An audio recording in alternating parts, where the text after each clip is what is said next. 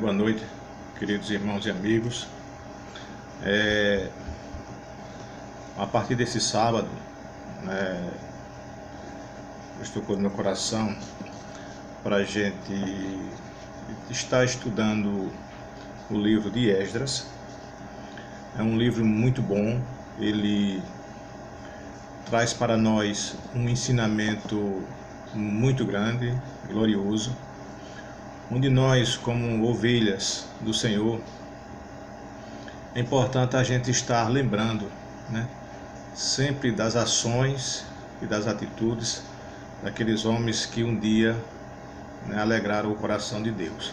E nós, como ovelhas, em outro tempo, também queremos alegrar o coração de Deus. E serão 11 temas, 11 aulas. Então todos os sábados nós vamos trazer um estudo sobre o livro de Esdras, e dentro desse estudo nós vamos aprender muito,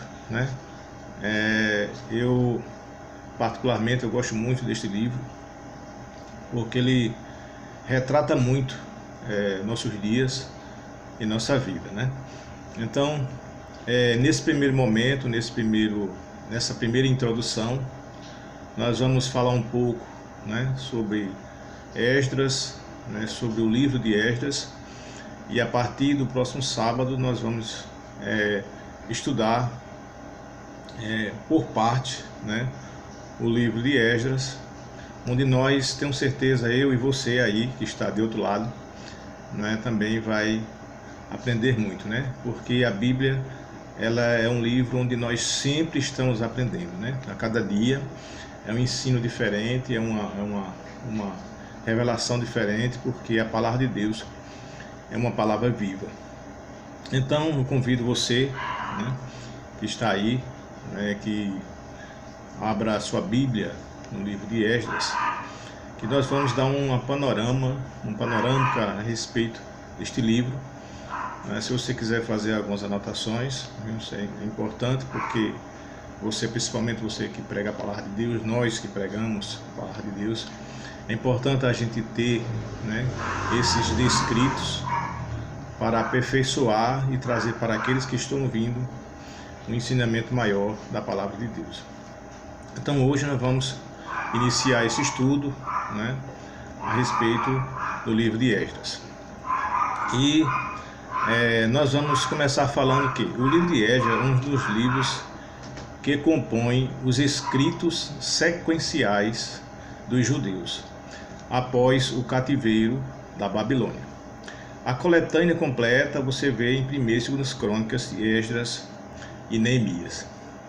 O nome de Esdras significa auxílio, ajuda, socorro, o que de fato ele foi para o seu povo, E a gente entende que, embora não seja citado em nenhum livro da Bíblia, ele como autor, mas assim a maioria dos eruditos do passado atribuíram este livro a Esdras, Então é importante a gente ter esse conhecimento, irmãos? O conhecimento ele nos traz também a fé, Então é importante que, de acordo com a tradição, foi ele que reuniu todos os livros do Antigo Testamento em uma só obra de 39 livros.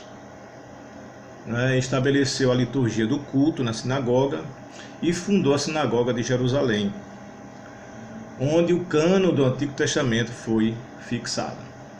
Então fica muito claro em seu procedimento que ele amava profundamente as Escrituras Sagradas. Veja que o cuidado que ele tinha, com os escritos da palavra de Deus, porque ele entendia que através daquele escrito, é que as coisas iam melhorar, os procedimentos e as atitudes seriam de acordo com aquilo que é a vontade de Deus. Então ele era muito apegado, ele tinha um apego e um amor muito grande pelas Escrituras Sagradas. Então a primeira coisa que ele fez ali naquele momento foi reunir todos os livros, né, para que assim ele pudesse reunir o povo e ali passar as ordenanças de Deus para eles. Veja a importância, né, não apenas ler, mas também o amor, o apego pela palavra de Deus.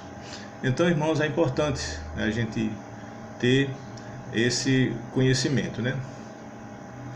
Esdras foi sacerdote e também escriba, e descreve o cumprimento da promessa de Deus pela restauração feita por ele, em Jeremias 29, do 10 ao 14. Então ele cita, né, ele descreve o cumprimento, né, que Deus havia falado para Jeremias, que o cativeiro ia durar apenas 70 anos. Então ele faz essa referência, né, que ele, como sacerdote, como escriba, né, escriba era aqueles que escreviam, né, e zelavam pela palavra de Deus. Então ele tinha esse cuidado, esse zelo, né,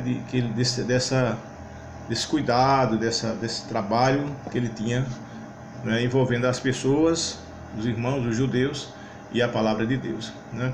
A ida dos judeus ao cativeiro ocorreu em 3 levas, né.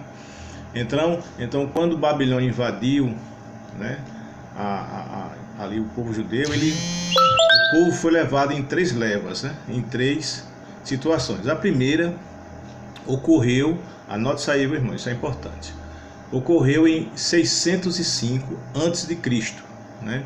Os jovens nobres de Judá, incluindo Daniel e seus amigos. Então nessa leva, né, nessa primeira leva, em 605 a.C., os nobres e os jovens, né, eles foram levados cativos.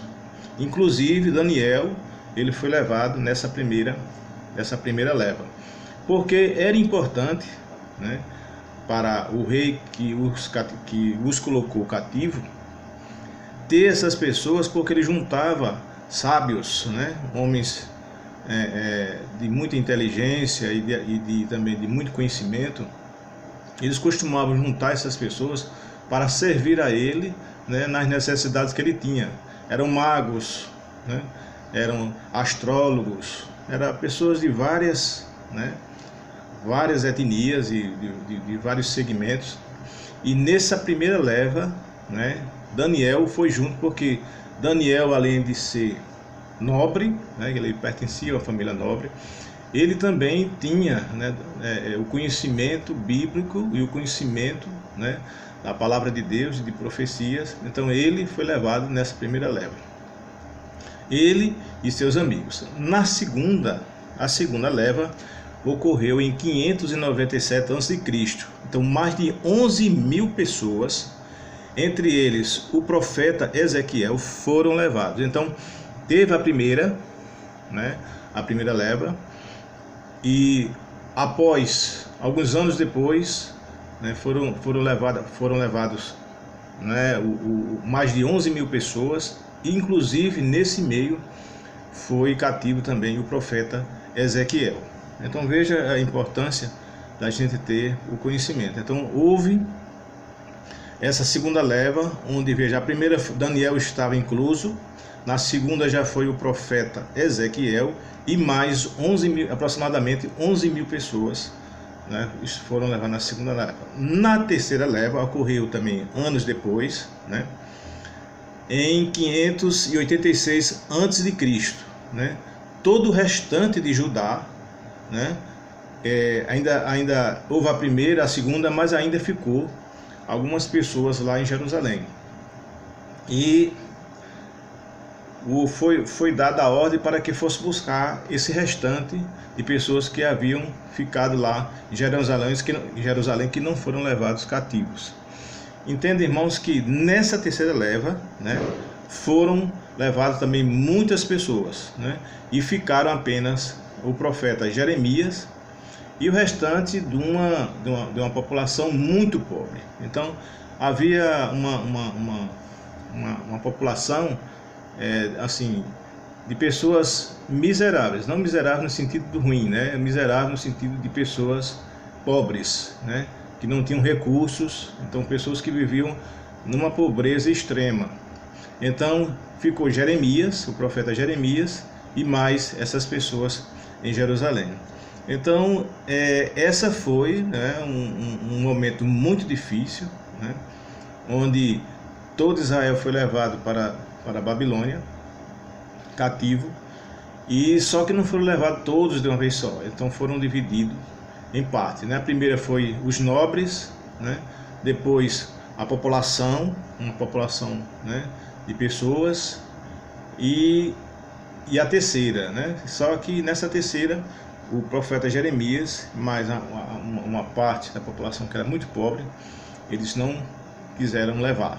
Então, essa é um conhecimento que é importante para nós, né, que estudamos a palavra de Deus. Você que está aí, que aprecia o conhecimento, aprecia, né, o estudo da palavra de Deus, é muito importante ter conhecimento, né, dessas coisas. Então, irmão, de maneira bastante semelhante ocorreu a restauração deles na sua terra natal. Veja, assim como eles foram levados cativos e foram divididos em 3 partes, a restauração, quer dizer, o retorno dessas pessoas para a sua terra natal, Jerusalém, foram também em 3 vezes, em 3 partes. Então, depois do cativeiro, 70 anos depois do cativeiro, aconteceu o retorno dessas pessoas para a sua terra natal. Então, isso ocorreu de forma gradual. Primeiro houve uma primeira parte, houve uma segunda parte e uma terceira parte. Então, vamos ver assim, em 457 a.C., lembrando, irmãos, que a gente começa as datas que se procede, né, antes de Cristo, elas começam da maior para a menor, certo? Depois de Cristo, da menor para a maior. Então, as datas elas vão diminuindo porque vai se aproximando da data do nascimento de Jesus, porque o calendário foi dividido em 2 partes, antes, né, e depois de Cristo, né? Antes de Cristo ele é crescente, né, decrescente, e depois de Cristo ele é crescente. Então, em 457 a.C., cerca de 17.000 pessoas retornaram sob a liderança de Esdras. Veja que uma quantidade grande de pessoas. Na primeira leva foram 17.000 pessoas, e quem estava no comando dessas pessoas, nada mais, nada menos do que Esdras, um sacerdote, né, e um escriba, um homem, né, que serviu de guia para este povo para retorno a Jerusalém. Em seguida, o segundo grupo, né, que retornou a Jerusalém em 444, vieram sob a liderança de Neemias e seus auxiliares, né, e restante do povo foi conduzido de volta. Então, em 444, veja, poucos anos, né, depois, outro grupo de pessoas vieram sob o comando de Neemias e seus auxiliares, então o restante do povo conduzido de volta.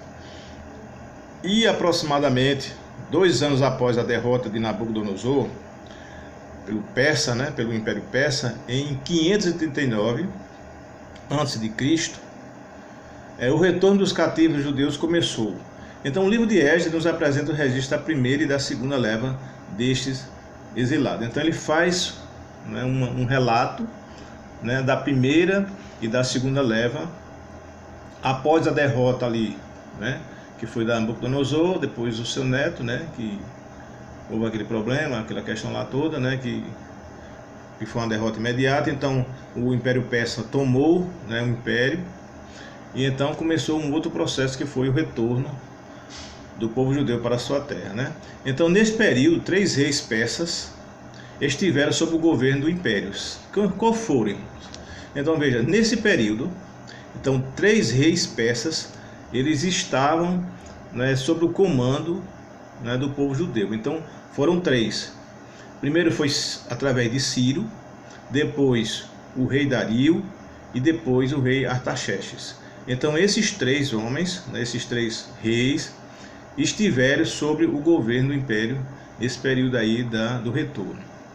Então, além deles, 5 homens de Deus se destacam na reforma espiritual e estrutural. O que estava acontecendo, irmãos? Veja, muitas pessoas estavam estabelecidas lá na Babilônia. Então já tinham suas vidas em comum, já tinham suas vidas, né, estabelecidas. Então já era uma nova geração, porque parte da geração que foi para o cativeiro, né, morreram porque se passaram 70 anos. Imagine que quem saiu para o cativeiro com 30 anos, né, com mais 70, 100 anos, talvez não tivesse mais vida. Então foi uma geração nova que retorna para Jerusalém, mas uma geração nova que não perderam a tradição e não perderam, né, o amor pela obra de Deus. Então eles estavam lá, nasceram lá, cresceram lá, mas permaneceram firmes, né, no propósito de servir a Deus, né? E mesmo assim, ainda por cima do propósito de servir a Deus, eles tinham o desejo de retornar a uma terra que Deus os havia dado. Então veja que isso, né, irmãos, é importante, né? Que a mesma população que foi cativo não foi a mesma população que retornou, né? Então é importante a gente entender isso pela quantidade de anos que se sucedeu. Então vamos lá. Então 5 homens se destacaram na reforma espiritual e estrutural. Então nada melhor do que esses sacerdotes, que eles estavam ali para dar um reforço tanto na vida estrutural do seu povo, como também na vida espiritual. Então veja que o cuidado do profeta, não do profeta, mas do sacerdote, né, era cuidar da vida estrutural das ovelhas, assim também como a vida espiritual, porque essas duas naquele momento tinham que estar juntos, né? Em nossos dias a gente tem que analisar isso, né? Líderes têm que se preocupar com a vida espiritual e com a vida estrutural das ovelhas de Cristo. Porque se você olhar o ministério de Jesus Cristo, ele cuidou das duas partes. Cuidou da vida espiritual daquelas pessoas e também da vida estrutural. Então aqueles que estavam com Jesus naquele período mesmo, né, muitos chegaram com dificuldade, mas as suas necessidades estruturais foram restabelecidas. Cegos, né, coxos, doentes, pessoas que saíram de casa doentes, não podiam trabalhar, não podiam trazer o sustento para suas casas, mas pessoas que Jesus mudou a história deles, reestruturou a vida deles, então trouxe para eles um renovo, uma restauração espiritual, assim também como uma estrutura, né? Uma vida melhor, né? Uma estrutura espiritual, né? E a própria estrutura dele, na sua estrutura secular. Então, era uma preocupação de Esdras com essa situação, sim, né? Porque muitos que vieram, vejam que eles estavam vivendo em lugar estranho. Então hábitos e costumes, né, daquele povo pelo qual eles viviam, né, muitas coisas trouxeram, né, mulheres, muitos tiveram os filhos, né, e muitos vieram com costumes e hábitos, né, da velha Babilônia, e que não poderia, aquilo ali já em Jerusalém, não poderiam permanecer com aqueles costumes, porque ia de encontro àquilo que era a vontade de Deus. Depois, em algum momento, a gente pode ver a respeito, né, dessa questão aí. Mas hoje nós vamos só estar dando uma panorâmica a respeito do livro de Esdras. Então, 5 homens se preocuparam com isso. O primeiro, nós podemos citar Zorobabel, né, que foi responsável pela condução dos primeiros exilados. Então Zorobabel estava à frente dessas pessoas, né, para o retorno, né? Ele juntou essa população, essa primeira leva, né, e trouxe essas pessoas. Então ele estava à frente desse grupo para trazer essas pessoas de volta para a terra que Deus os havia dado. Então a segunda foi Jesua, que também era um sumo sacerdote, né, muito dedicado, né, e que também auxiliou Zorobabel, né, no retorno das pessoas para Jerusalém. Então foram homens que que se dedicaram, pessoas que, né, que se preocuparam e se propuseram a trazer essas pessoas de volta. O terceiro foi o profeta Ageu, né? Muito importante nesse trabalho de retorno das pessoas. Então veja que foram homens que preparados por Deus para trazer uma estrutura para o seu povo, para que eles pudessem ali realizar em Jerusalém a restauração de Jerusalém. Não podia ser de qualquer jeito. As pessoas teriam que ter em seus corações, né, disposição e fé, né, e a certeza da presença de Deus naquele lugar. E também um quarto, o profeta Zacarias, né? Ambos encorajaram o povo a concluir a reconstrução do templo. Então, tanto Ageu como Zacarias foi extremamente necessário, né? Porque foram homens que trouxeram alento, alegria ao coração do povo, encorajamento acima de tudo, porque muitas coisas ali estavam acontecendo para que a restauração de Jerusalém não acontecesse, mas eles se propuseram a isso, mas eles foram responsáveis para encorajar o povo para realizar aquele trabalho de restauração, sem que a influência externa, as influências externas pudessem trazer algum prejuízo ou as pessoas desistissem ali da restauração. E por último foi Esdras, né, que foram 5 homens extraordinários, que a Bíblia fala, que lutaram para que a coisa acontecesse, né? Então foi Esdras, Zacarias, Ageu, Jesus e Zorobabel, foram homens escolhidos ali por Deus para que houvesse um encorajamento, houvesse ali os 5 ali, né, juntaram-se para que ali fosse realizada a obra de Deus, né? Embora com muita dificuldade, mas isso aconteceu de forma gradual. Então, Esdras, né? Esdras foi um homem de muita luta, foi um homem de muita entrega, de muita, né, de muita sensibilidade, né, ali junto com Deus, ali junto com o povo ali, para que o povo realizasse a vontade de Deus, né? O livro foi escrito em hebraico, na sua grande maioria, né? Apenas alguns trechos foram escritos em aramaico, porque naquela época a língua, né, oficial dos judeus era o aramaico. Então parte, né, foi escrito em hebraico e apenas algumas coisas foram escritas em aramaico, que era a língua oficial dos judeus.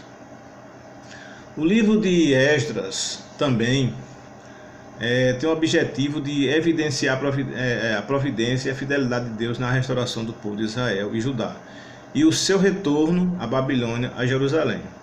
Então veja que o livro de Esdras ele evidencia isso, né?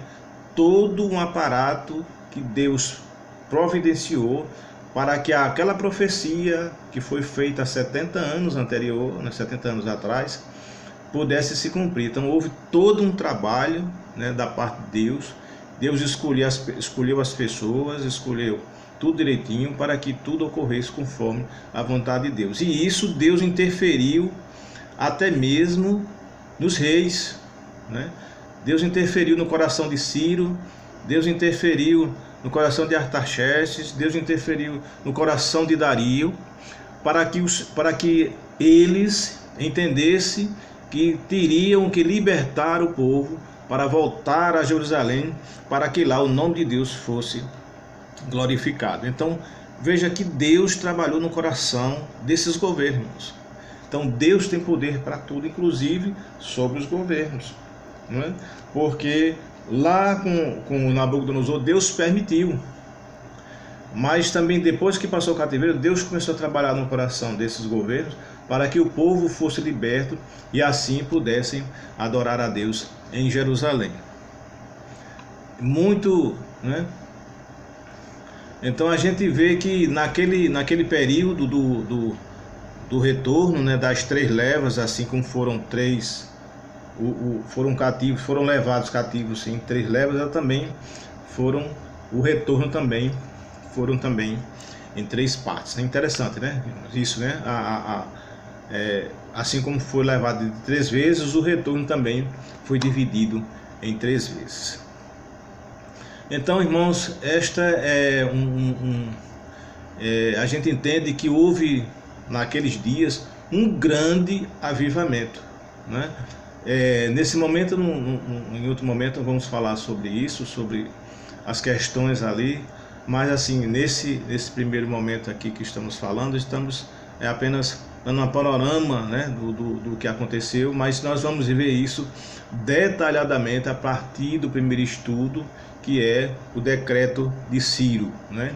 Então, sábado que vem nós vamos começar, né, esse trabalho, né, de estudo muito bom para você que é um líder da igreja, você que tem uma participação ativa na igreja, né? É muito importante que você tenha, né, conhecimento, que você possa levar para seus irmãos esse conhecimento e assim eles sejam também fortalecidos na fé.